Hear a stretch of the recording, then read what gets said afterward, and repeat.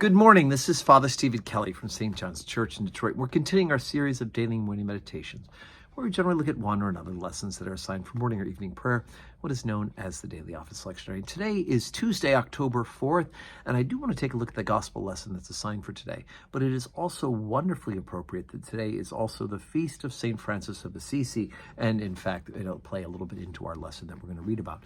But an interesting view of this, where I'm in my office, the other side of my office, and you can see the wonderful pictures of Mary here, and also that picture above me is called the story of the missionary, and he's a Franciscan friar telling about his adventures.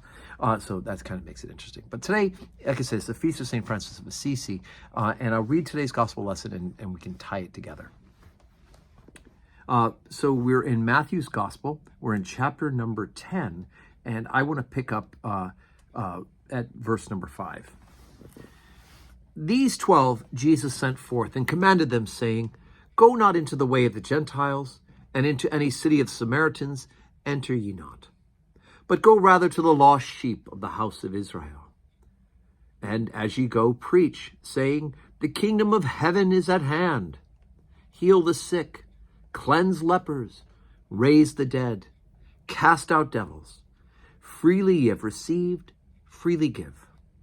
Provide neither gold, nor silver, nor brass in your purses, nor scrip for your journey, neither 2 coats, neither shoes, nor yet staves, for the workman is worthy of his meat. And into whatsoever city or town ye shall enter, inquire who in it is worthy, and there abide till you go thence. And when ye come into an house, salute it. And if the house be worthy, let your peace be upon it. But if it's not worthy, let your peace return unto you. And whosoever not receive you, nor hear your words, when ye depart out of that house or city, shake off the dust of your feet. For I tell you, it shall be more tolerable for the land of Sodom and Gomorrah in the day of judgment than for that city. Okay, so what's the tie?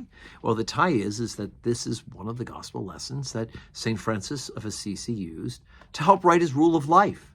So who was St. Francis? He lived in the 13th century.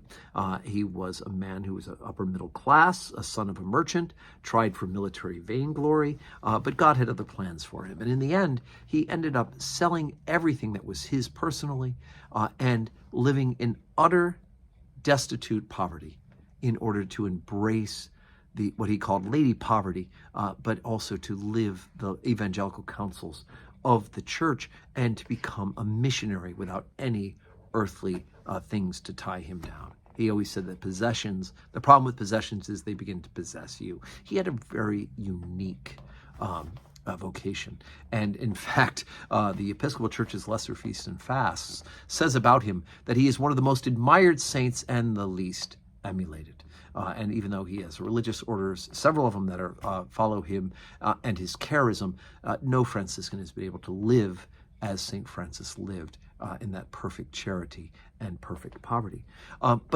So today's gospel lesson, Jesus is now sending out the apostles. He says these 12 Jesus sent forth. So right before we had a list of the apostles, Jesus sent them out to begin the ministry. And at this point he says, don't go to the Gentiles, don't go to the Samaritans, right? You're going to the lost sheep of Israel.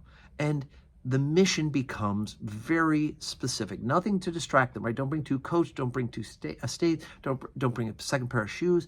Just go and have faith that God will provide for you as you go. Find a place where somebody's worthy, stay with them.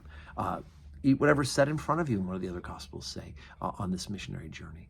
Don't bring gold with you, don't bring money with you. As St. Francis read this, he made his order what they call mendicants, which is that they were an order that just moved and went from place to place and preached the gospel. Now the order has changed a bit, and they have friaries, and they tend to be much more sedentary as other religious orders in one place. But whereas the Benedictine monks take a vow of poverty, chastity, obedience, and stability that they'll never move from the place that they make their vows, the Franciscans don't do that. They poverty and they take it seriously, chastity and obedience, but without the stability, because they want to be up and going where the gospel and the needs of the gospel call them right away.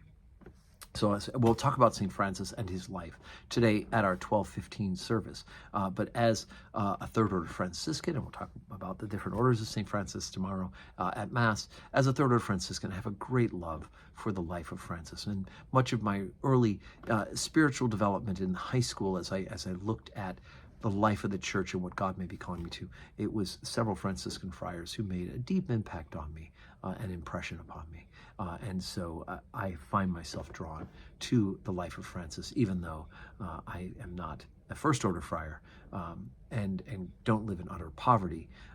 I do love to emulate him in the ways of spiritualness, and more importantly, I desire to be a saint as he was as well. So anyway, today is Tuesday, 12:15 Holy Communion, and 4 o'clock evening prayer, which you can see on these same channels that you're watching this meditation. And may God bless your Tuesday.